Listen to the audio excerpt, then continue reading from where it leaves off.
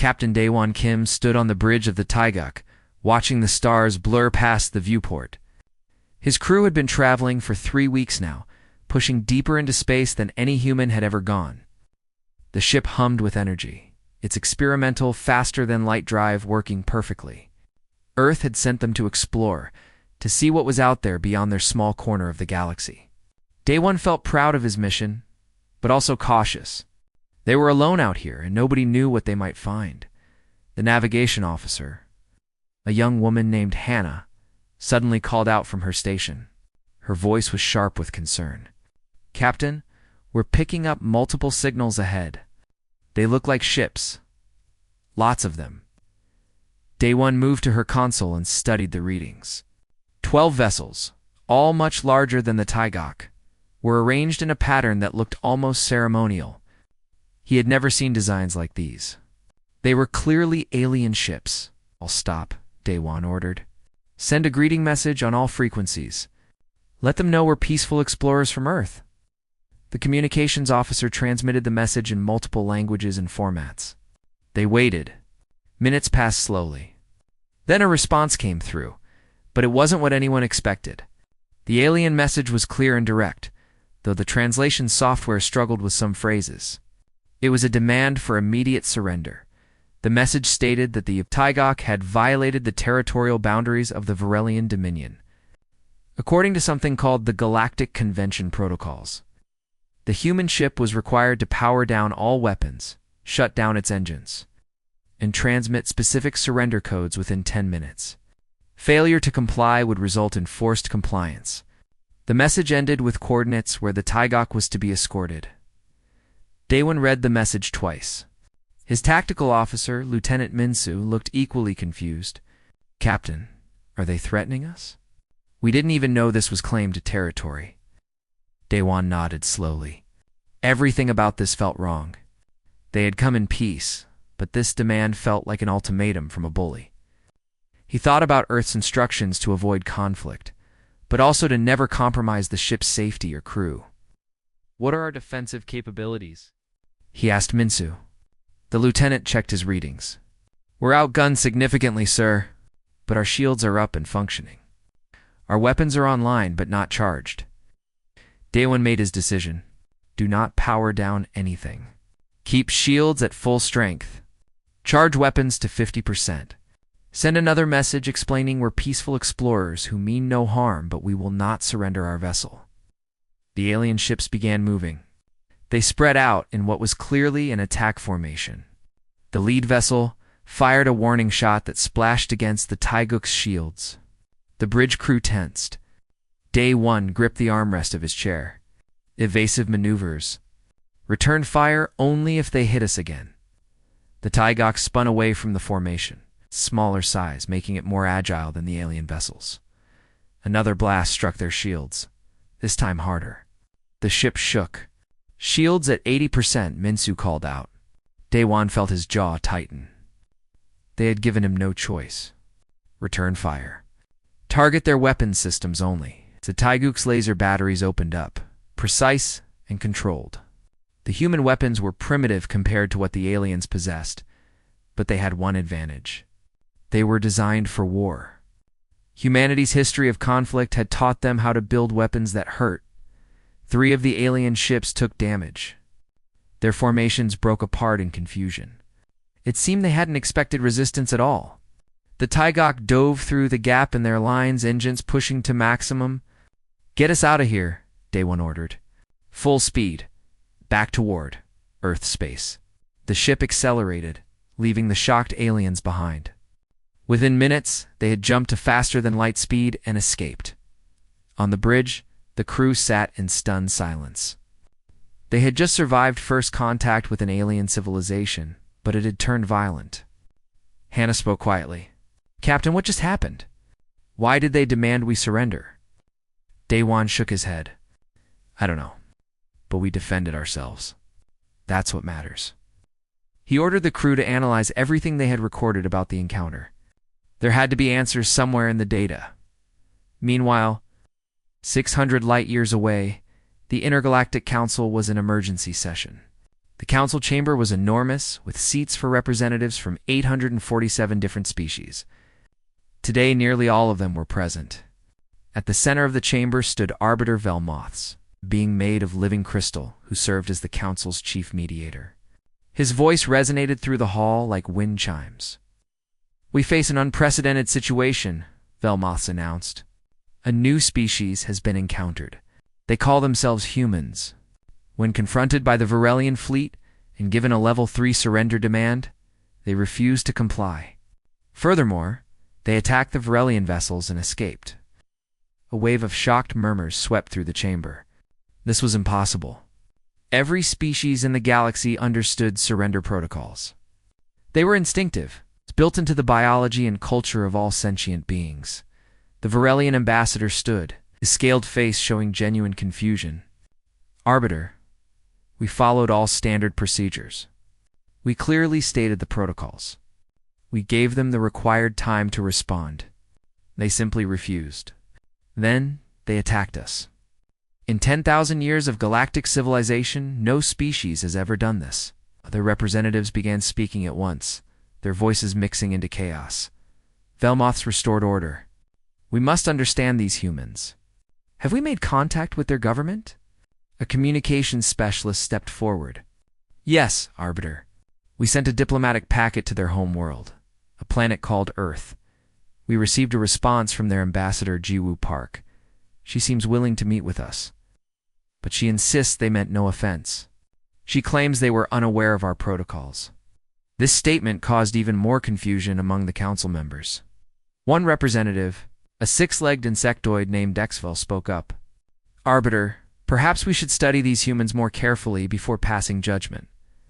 If they truly don't understand basic surrender protocols, there may be a deeper issue here. Something cultural or even biological that makes them different from us." Velmoths considered this. "Send an official summons to Ambassador Park. We will hear their explanation. But warn their government that further violations of protocol will not be tolerated." Back on Earth, Ambassador Jiwoo Park sat in her office at the Global Unity Council headquarters. She had just received the alien message. Her hands trembled slightly as she read it. Humanity's first contact with alien life had gone terribly wrong. And now she was being summoned to explain why humans had refused to surrender. The problem was, she wasn't even sure she understood the question. Why would they have surrendered? They hadn't done anything wrong. They were just exploring. She called for her team to assemble. There was a xenoanthropologist named Su Jin, who might have insights. There was also General Hyensu Lee, who commanded Earth's small space defense forces. They needed to understand what had happened and prepare for what came next. Gi Wu looked at the star charts on her wall. Humanity had dreamed of reaching the stars for centuries. Now they were here. It seemed the galaxy operated by rules nobody on Earth had ever imagined. General Hyensu arrived first. He was a stern man with gray hair and sharp eyes. "Ambassador, I've reviewed the Taiguk's combat logs. Captain Daewon made the right call. Those aliens gave him an ultimatum that threatened his ship and crew. He defended them." Jiwoo nodded. "I agree. But apparently, the entire galaxy thinks we did something unthinkable. They keep mentioning surrender protocols. Do we have any idea what that means?" Dr. Sujin arrived and pulled up information on her tablet. "I've been researching the fragments of their message. It seems like surrendering is a standard response to any confrontation in their culture. Not just in war, but in any situation where there's a power imbalance. It might be instinctive for them, something built into how they think. Well, humans don't work that way. We fight when we're threatened. Always have." Jiwoo looked between them. "Then we need to make the council understand that. I'm going to their homeworld to explain. But I need both of you with me. We're about to teach the galaxy that humans are different, and I have a feeling they're not going to like it." The three of them stood together looking at the message from the stars. Humanity's future among the civilizations of the galaxy hung in the balance. And it all depended on making aliens understand something that humans themselves took for granted. They didn't surrender. They never had.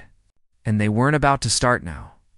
The council station orbited a neutron star called Kepler 442. and it was the most magnificent structure Ambassador Ji-Woo Park had ever seen. The station was built like a massive ring, thousands of kilometers in diameter, with sections for each member species. Her small diplomatic shuttle approached one of the docking bays, and she felt her stomach tighten with nervousness. Beside her sat Dr. Sujin Choi, the xenanthropologist who had spent the entire journey studying what little they knew about galactic culture. General Hyun-Soo Lee had stayed on Earth to coordinate their defenses. Just in case things went badly, the docking process was smooth. And soon, Gi-woo and Sojin were escorted through corridors filled with aliens of every imaginable shape and size. Some walked on legs, others floated, and a few seemed to exist as clouds of gas contained in mechanical suits. Guards led them to the main council chamber, and when the doors opened, Gi-woo had to stop herself from gasping. The chamber was enormous, rising hundreds of meters high, with seating arranged in circular tiers. Thousands of alien eyes turned to watch the two humans enter. Arbiter Velmuth stood at the center, his crystalline body catching the light and throwing rainbows across the floor. His voice echoed through the chamber without need for speakers. Ambassador Ji-Woo Park of Earth, you stand before the Intergalactic Council to answer for the actions of your species. The human vessel Taigok violated our protocols and attacked Vrelian ships. We require an explanation. Gi-woo stepped forward, her voice steady despite her fear. Honored Arbiter, members of the Council, humanity meant no offense. We were exploring unknown space. We had no knowledge of your territories or your protocols. A murmur ran through the assembled aliens. The Vrelian ambassador stood, his scales glinting under the lights. Ignorance is no excuse. Every sentient species understands surrender protocols. They are universal, written into the fabric of civilized behavior. When confronted by superior force, one surrenders and allows peaceful resolution. Your captain Daewon chose violence instead. This is barbaric. Ji-woo felt Sujin touch her arm gently. The scientist stepped forward to speak. Honored Council, Sujin began, her voice calm and professional. I am Dr. Sujin Choi, a specialist in human culture and psychology. I believe there has been a fundamental misunderstanding. Humans do not have instinctive surrender protocols. In our evolutionary history, surrendering to a threat often meant death. Our species developed by fighting for survival, not by yielding to superior force. The chamber erupted in noise. Aliens were shouting in hundreds of languages, their translation devices struggling to keep up. Velmos raised one crystalline limb and silence fell. Dr. Choi, are you claiming that humans are biologically incapable of surrender? That seems unlikely. All intelligent life forms develop cooperation and conflict resolution. Sujin shook her head. Not incapable, Arbiter. But it is not instinctive for us. Let me show you something. She activated a holographic display that showed scenes from human history. The council watched in growing horror as battles played out before them. The first scene showed ancient warriors at a place called Thermopylae. 300 soldiers holding a mountain pass against an army of thousands. They fought to the last man rather than surrender. Next came a fortress called the Alamo, where defenders chose death over submission. Then footage from the Second World War appeared, showing the siege of Stalingrad, where humans fought building by building, room by room, refusing to give up their city. Finally, more recent history showed the Mars colony uprising of 2186, where colonists fought Earth's military for independence despite being outnumbered and outgunned. The chamber was silent now. The aliens watched these scenes with what looked like shock and confusion. Finally, a representative from a species called the Vexer spoke. These humans fought when they had no chance of victory. They died when they could have lived. This is not rational behavior. This is madness. Sujin turned to face the speaker. To you, perhaps? But to humans, some things are worth fighting for, even when victory seems impossible. Freedom, dignity, and the safety of those we care about matter more than survival alone. An insectoid representative with 6 legs stood up. This was Counselor Vexful, and his compound eyes seemed to study the humans with fascination. Dr. Choi, I think I am beginning to understand. Your species views surrender as a kind of death, not as a practical solution to conflict. You would rather die fighting than live as prisoners or subjects. That is essentially correct, Counselor. Though I would add that humans are capable of strategic retreat and negotiation. We are not mindless fighters. But when we believe we are right, when we believe we are defending something important, we do not easily give up. The Varelian ambassador was not satisfied. This makes humans too dangerous to exist among civilized species. If they will not follow basic protocols, they will cause chaos and death wherever they go. I move that humanity be quarantined to their home system, forbidden from space travel until they learn proper behavior. Many representatives voiced agreement. Jiwoo felt panic rising in her chest. They were going to trap humanity on Earth, cut them off from the stars they had worked so hard to reach. But then Nexville spoke again. I disagree with my colleague from Varelia. Yes, humans are different from us. Yes, they are dangerous. But danger is not the same as evil. I propose we test them properly. Let us stage a confrontation according to our protocols. If they can learn to surrender when appropriate, they may join us. If they cannot, then we will know they are truly incompatible with galactic civilization. The council debated for hours. Finally, Velmus called for a vote. The motion passed by a narrow margin. The arbiter turned to Giwu. Ambassador Park, the council has decided to give humanity one chance. In 6 months, a council fleet will approach your solar system. They will issue a level 5 surrender demand, the highest level we possess. If your species complies with proper protocols, you will be welcomed into the galactic community. If you refuse, the council will take whatever actions are necessary to contain the human threat. Do you understand? Jiwoo felt cold. I understand, Arbiter. But I must warn you, humans do not respond well to threats. Elmas tilted his crystalline head. It is not a threat, Ambassador. It is a test. Return to your people. Explain what will happen. Teach them the importance of following galactic law. 6 months is sufficient time. Giwu and Sujin were escorted from the chamber. As they walked back to their shuttle, Sujin whispered urgently, Giwu, we have a serious problem. Even if we explain this to Earth's government, even if they agree to surrender, there will be people who refuse. You know how humans are. There will be resistance. Giwu nodded grimly. I know. We need to get back to Earth immediately. We need to talk to General Hyansu and the Global Unity Council. Maybe we can convince enough people that this is necessary for our survival. But even as she said it, she knew it would be difficult. Humans had spent their entire history fighting for freedom and independence.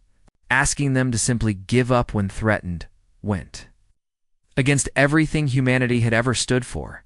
The journey back to Earth took 2 weeks. When they arrived, Giwu immediately called an emergency meeting of the Global Unity Council. The leaders of Earth's various nations and territories gathered to hear her report.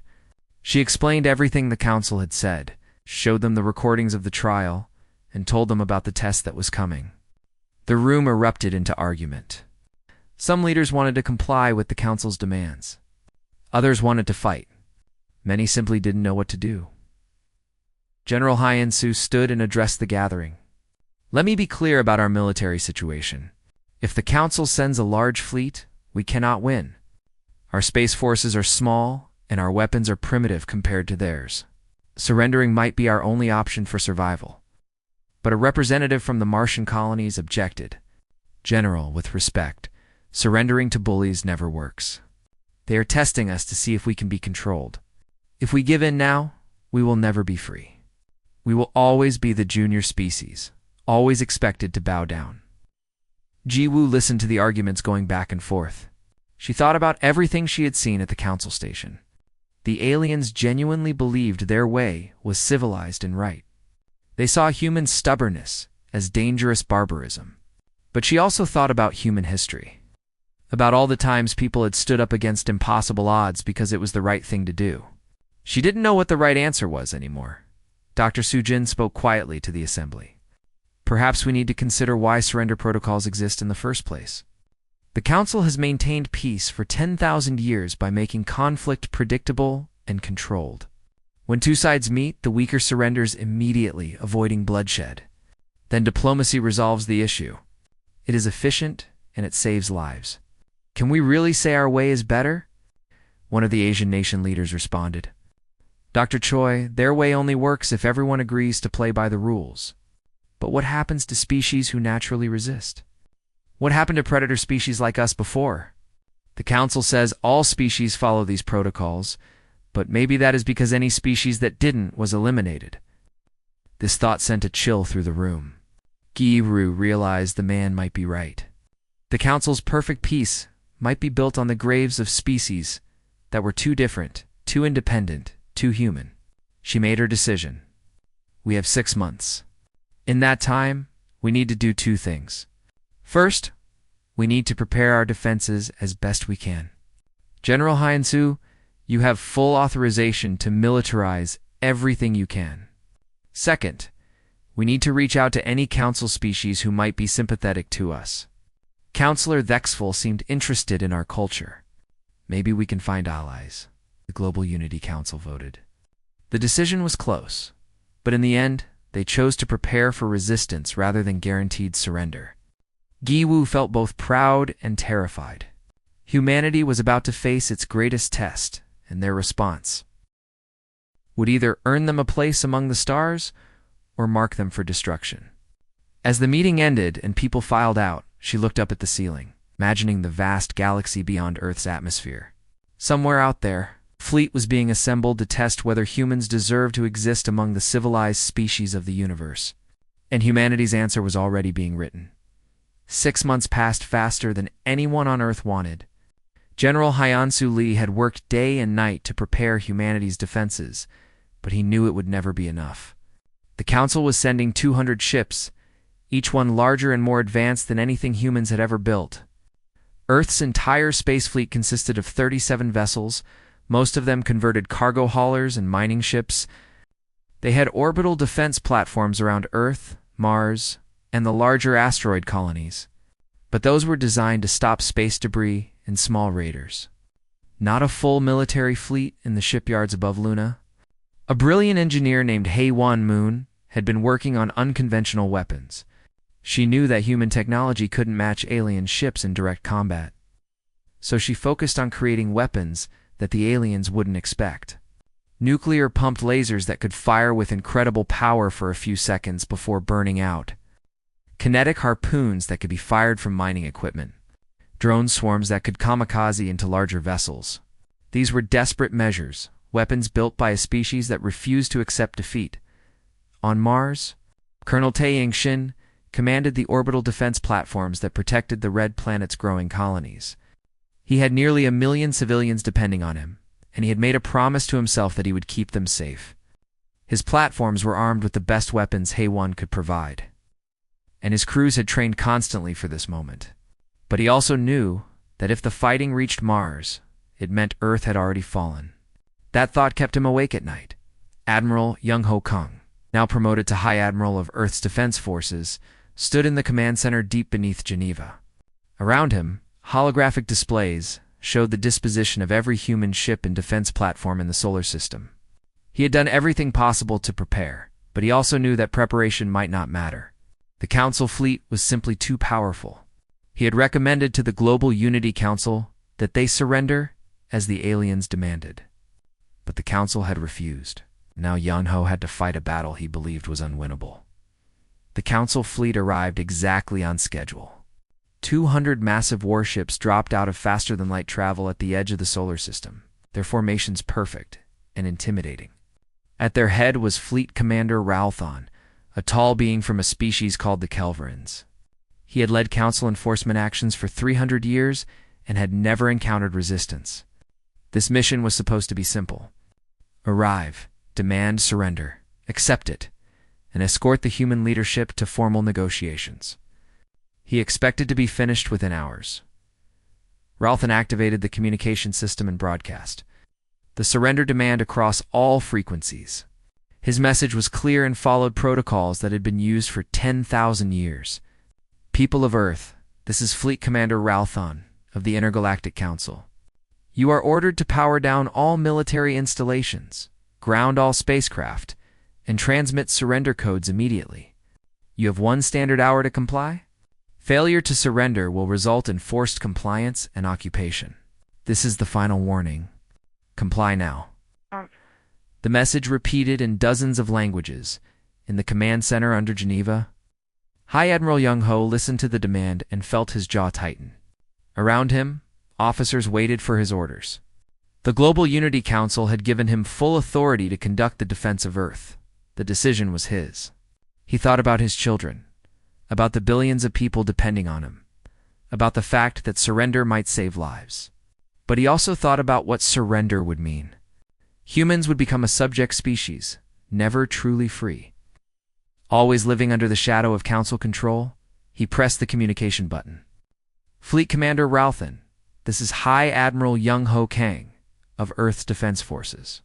We acknowledge your message. However, we cannot comply with your demands.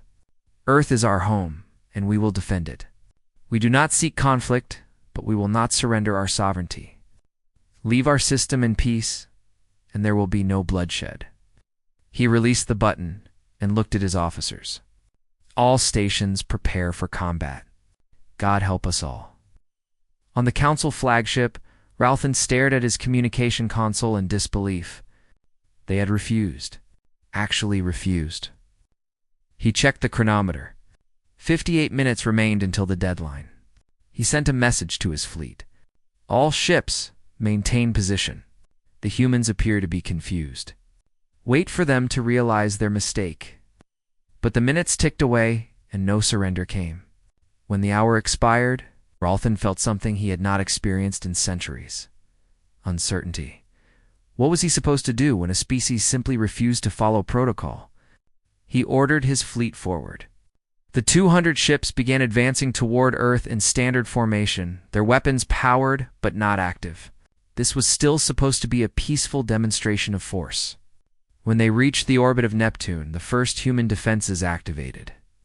Hidden in the moons of the gas giant were missile batteries that Haewon Moon had installed.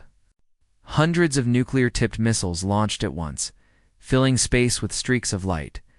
The Council ship's defensive systems activated automatically, shooting down most of the missiles. But 3 got through and detonated against shields. Ralthan was shocked. They were actually attacking. All ships, return fire. Disable but do not destroy. We need the humans functional for negotiations. The Council fleet opened fire with precision weapons designed to knock out power systems without killing. But the human defenders didn't stay still. Small ships darted between asteroids, firing kinetic weapons and lasers before retreating. It was guerrilla warfare in space, tactics that the Council had never encountered. At Jupiter, a fleet of converted mining ships waited under the command of Commodore Daewon Kim, promoted after his first encounter with aliens. He had 50 ships, none of them proper warships, crewed by volunteers from the asteroid colonies. They watched as the Council fleet approached, its perfect formations making it easy to predict their movements. Daewon gave the order. All ships, execute ramming sequence Alpha. The mining ships accelerated to maximum speed. Their engines pushed far beyond safe limits. The Council fleet tried to evade. But mining ships were built for stability and power, not speed. They couldn't maneuver away in time. 30 of the mining ships slammed into Council vessels, their momentum enhanced by explosive charges that Haewon had installed. The impacts were devastating. 12 Council ships were disabled completely, their hulls breached and systems failing. 20 more were damaged. Daewon's own ship struck a Council cruiser and exploded in a ball of fire. Taking 500 brave volunteers with him, the Council fleet fell into disarray. Ralthan had never seen anything like this. These humans were willing to die just to damage his ships. It made no strategic sense. He ordered his fleet to increase firepower and eliminate the human vessels. The battle around Jupiter became a massacre as the superior Council weapons cut through human ships. But each human vessel that died took at least one Council ship with it, either through ramming or by detonating its reactor at close range. On Mars, Colonel Tae-young watched the battlefield with grim determination. The Council fleet was winning, but at a cost, nobody had expected. Human casualties were horrific, but the Council had lost nearly 50 ships. The remaining fleet was limping toward Earth, and they would pass through Mars's defensive zone. Tae-young activated his platforms and opened communications to his crews. Today, we stand between innocent civilians and an invading force. We may not survive, but by all the gods, we will make them pay for every meter they advance. The Council fleet reached Mars with 150 ships still operational.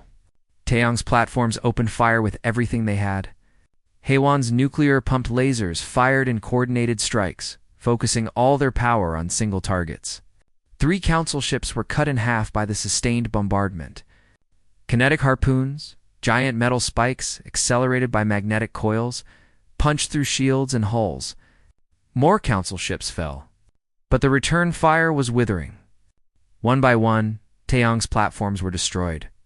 He remained at his post on Platform 7, coordinating fire until a Council missile obliterated his station, killing him and everyone aboard. The Council fleet continued toward Earth, now down to 120 ships. Ralthan was shaken. He had lost 40% of his force fighting what was supposed to be a primitive species. His officers were frightened and confused. How was this possible? The humans had no chance of winning, yet they kept fighting. They kept dying. For what? For pride? For stubbornness? It defied all logic and protocol. In orbit around Earth, the final defense waited. High Admiral Young-ho had his 30 remaining ships arranged around the planet, supported by every orbital platform that still had weapons. He looked at the tactical display and knew this was the end. The Council fleet was battered, but still overwhelmingly powerful. His forces couldn't stop them, but they could make the Council remember this day. He opened a channel to all human forces. To everyone listening, this is High Admiral Kang. The Council fleet has reached Earth. We have fought them at Neptune, Jupiter, and Mars. Thousands of our people have died defending our freedom. Now it is our turn. We will not surrender. We will not back down. If we must fall, we will fall with honor, and the galaxy will know that humans do not yield to tyranny. All ships engage at will. The human forces surged forward to meet the Council fleet. The Battle of Earth was brief and brutal. Human ships fought like cornered animals, using every dirty trick and desperate tactic they could imagine. They pretended to surrender, then detonated bombs when Council ships approached to accept. They used civilian stations as cover, forcing the Council to hesitate. They rammed, they ambushed, they fought with a ferocity that seemed insane to the alien crews. Engineer Hae-won, flying a small shuttle loaded with antimatter charges, managed to get past the Council defenses and strike their flagship. The explosion damaged Ralthan's ship and killed hundreds of crew members. When the fighting finally ended, the Council fleet had been reduced to 80 ships. More than half their force was gone. They held orbit around Earth, but they had paid a terrible price for it. High Admiral Young-ho's ship was among the last to fall, and he died at his post, knowing his forces had inflicted casualties on the Council that would shock the entire galaxy. On the surface of Earth, billions of people waited to see what would happen next. They had not surrendered. Even when faced with destruction, Ralthan sat in his damaged command center. Surrounded by wounded crew members and malfunctioning systems, he tried to compose a report for the Council, but he couldn't find the words. How could he explain what had happened? The humans had lost. Their military was destroyed, their defenses shattered, but they had made the Council pay such a high price that it felt like defeat. And they had never surrendered. Not once. Not even at the very end. He realized with growing horror that the Council had made a terrible mistake. They had tested humanity to see if humans could learn to follow their protocols.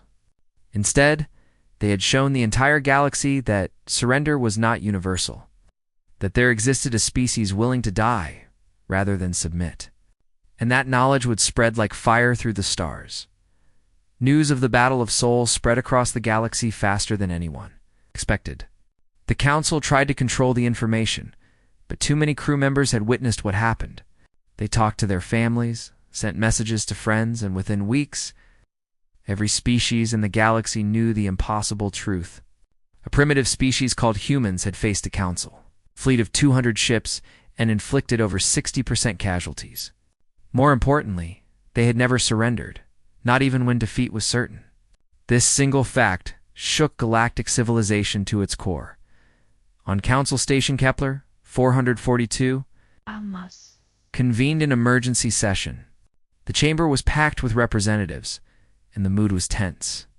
Many species were frightened. If humans could resist a council fleet, what did that mean for the entire system of protocols and laws that governed galactic society?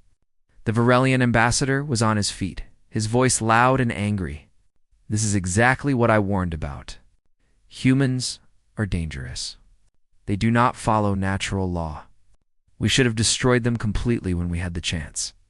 But Counselor Thexvel stood to respond, his insectoid body tense with emotion. Destroyed them? They were defending their home. Yes, they refused to surrender, but can we truly blame them? We entered their space with overwhelming force and demanded they submit. Perhaps we are the ones who behaved incorrectly. The statement caused an uproar. Other species began shouting, some agreeing with Exfil, others demanding harsh action against humanity. Velmuths had to restore order multiple times. On Earth, President Yunsu Han surveyed the damage to her world and felt grief weighing on her shoulders. Mars had lost 12 defense platforms and over 5,000 military personnel. The asteroid colonies had been devastated, with entire settlements destroyed in the fighting. Earth itself had lost 23 orbital stations and nearly all of its space-capable military vessels. Hundreds of thousands were dead, and millions more were injured or displaced. The cost of resisting had been terrible, but they had survived. They were still free. Ambassador Giwu Park worked around the clock, trying to open diplomatic channels with any council species who might be willing to talk. To her surprise, she received dozens of messages from smaller species, ones she had never heard of. They sent coded transmissions, careful to avoid council monitoring. They spoke of being inspired by human courage.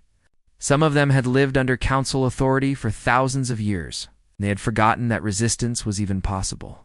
Now, they remembered. One message came from a species called the Torvins, a small mammalian race who lived on the edge of council space.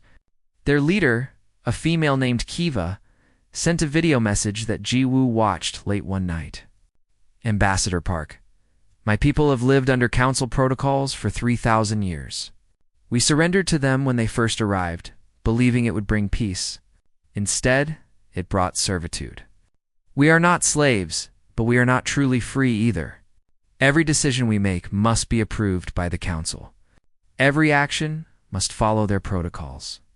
When we saw your people fight, when we saw you refuse to surrender, something awakened in us. Hope. Giwu shared the message with President Yunso, and they realized something important. The council's perfect peace was not as perfect as it seemed. Many species chafed under the restrictions but had never dared to resist. The Battle of Seoul had shown them that resistance was possible. This gave Earth a potential advantage. They might be weak militarily, but they could become a symbol. If they could survive and maintain their independence, other species might follow their example. But darker forces were also at work. In the Krell Confederation, a powerful military alliance within the council, Warlord Kreshtar watched the reports from Seoul with growing alarm. The Krell were warriors by nature, but they had submitted to council authorities centuries ago after a devastating war. They had learned to channel their aggression into serving as the council's military arm. But the human resistance troubled Kreshtar deeply. If other species began to resist, the entire galactic order would collapse into chaos. Kreshtar called his generals together and made a decision. The council has failed to contain the human threat. They sent a fleet that was too small and too gentle. I will not make the same mistake. We will assemble a true war fleet, 5,000 ships, and we will destroy the human worlds completely. Not to punish them, but to send a message. The galaxy must know that resistance to proper authority leads only to extinction. His generals agreed, and the Krell began gathering their forces.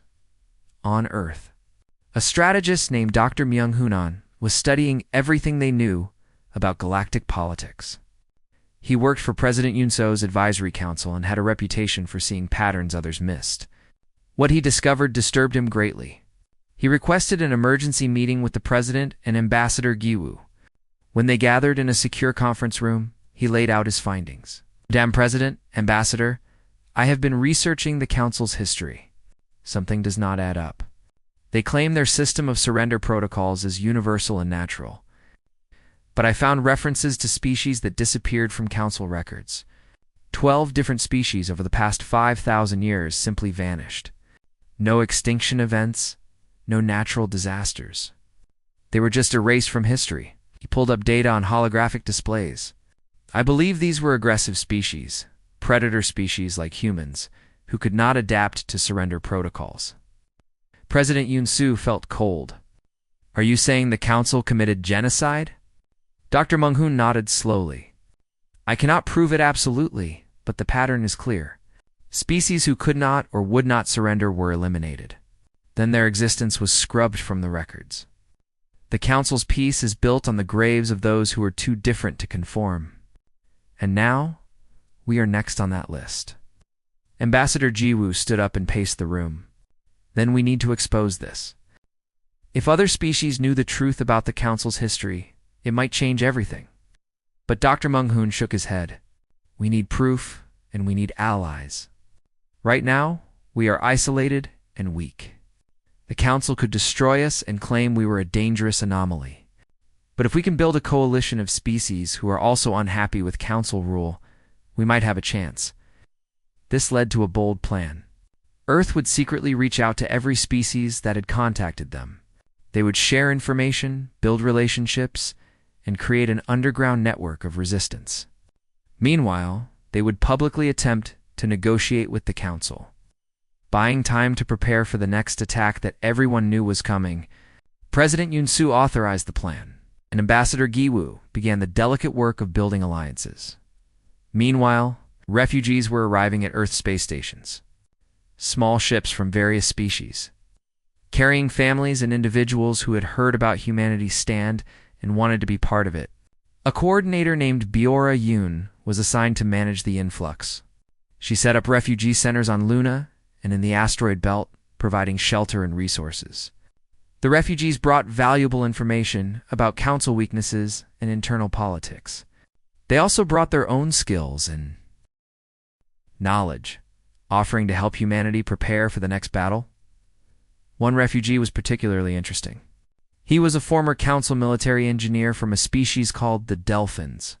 His name was Turk, and he had worked on Council weapon systems for 50 years before defecting. Biora brought him to meet with Earth's remaining military leaders. Turk explained that Council technology was indeed more advanced than human technology, but it was also predictable.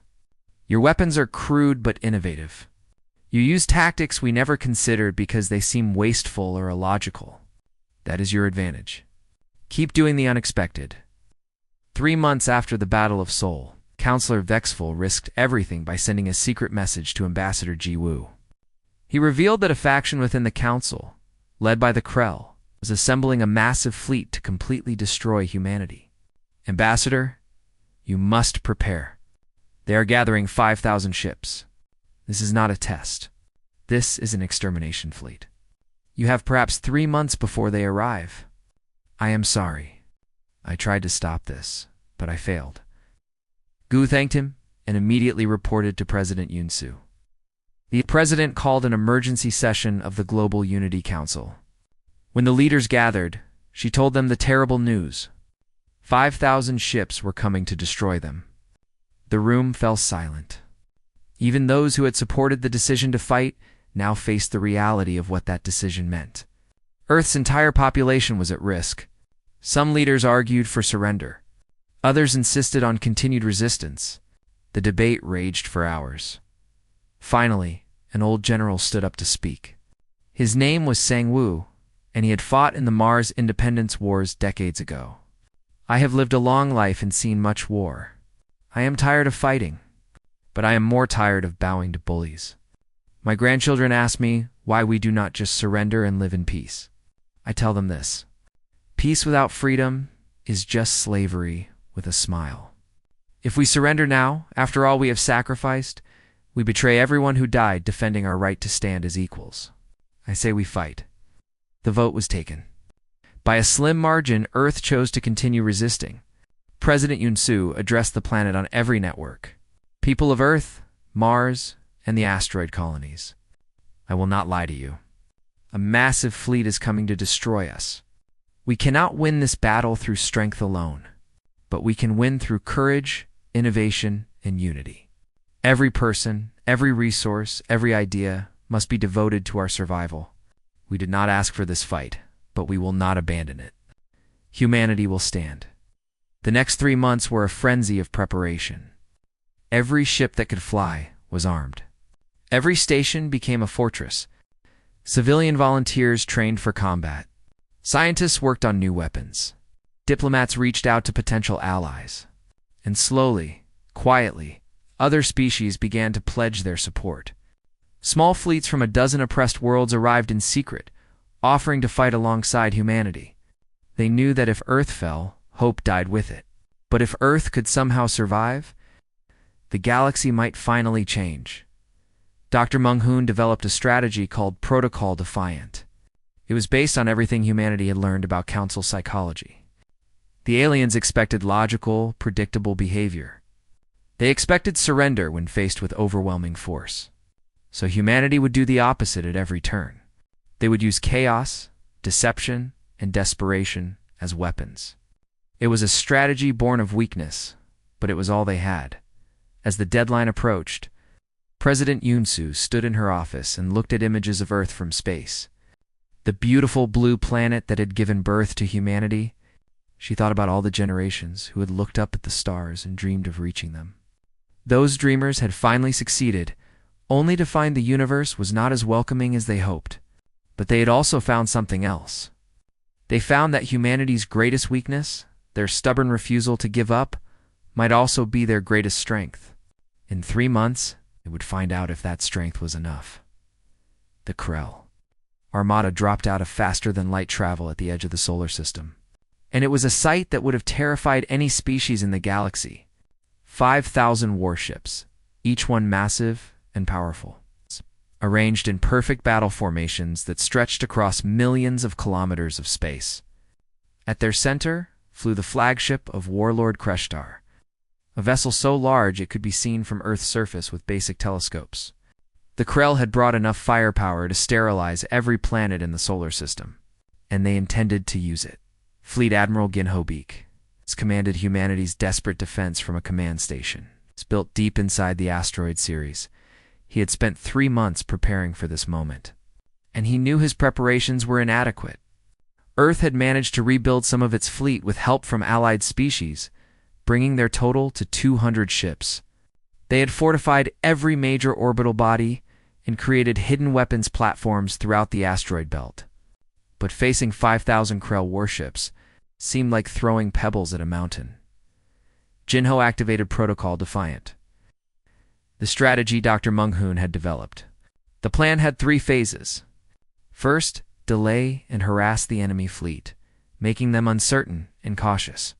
Second, draw them into killing zones where humanity's unconventional weapons could cause maximum damage. Third, if all else failed, make the cost of victory so high that the Krell would rather negotiate than continue fighting. It was a desperate plan, but desperation was all they had. The Krell fleet began its advance. Moving slowly and carefully, Kreshtar had studied the Battle of Sol and learned from Ralthan's mistakes. He would not underestimate humans again. His fleet moved in tight formations with overlapping shields and coordinated sensor coverage. They swept space ahead of them with scanning beams, looking for hidden threats. They were not going to be ambushed or surprised. But Jinho had expected this, and he had planned accordingly. The first phase began when the Krell fleet reached Neptune's orbit. Hidden among the ice chunks of the planet's rings were thousands of small drones, each one no bigger than a coffin. These were not sophisticated weapons, but simple, expendable units built in massive numbers by Earth's factories. When the Krell fleet passed through the rings, the drones activated and swarmed toward the larger ships. The Krell Point defense systems opened fire, destroying most of the drones easily. But there were so many that some got through, attaching themselves to Krell holes like parasites. The drones did not explode immediately.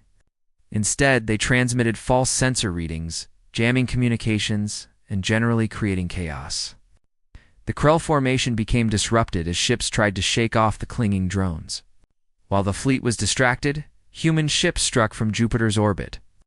Fast attack craft, built for speed rather than durability, swept through the Krell formation, firing missiles and then retreating before the enemy could respond effectively. It was like being attacked by mosquitoes, annoying and persistent. Kreshtar was frustrated but not concerned. These tactics were causing minor damage and delays, but his fleet was still overwhelmingly powerful. He ordered his ships to continue advancing and to ignore harassment unless it caused significant damage. The Krell Armada pushed through the outer solar system, crushing any human resistance they encountered. Small bases on Neptune's moons were obliterated.